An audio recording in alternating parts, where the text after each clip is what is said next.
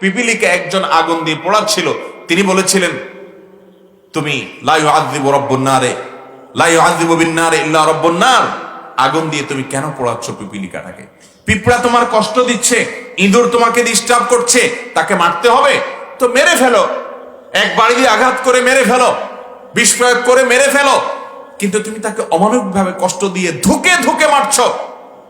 তুমি দেখা যাচ্ছে আঠা দিয়ে ইঁদুর মারছো, এই আঠার মধ্যে সে পড়ে গেল, এরপরে দিন, 2 দিন, 4 দিন, 6 দিন না খাইতে না খাইতে আঠার সাথে টানাটানি করতে করতে তার চামড়া ছিলে যাচ্ছে, এরপরে সে ধুকে ধুকে কষ্ট পেয়ে পেয়ে মারা যাচ্ছে। তুমি এত নির্মম ভাবে তাকে হত্যা করার নির্দেশ তোমাকে দেওয়া হয়নি।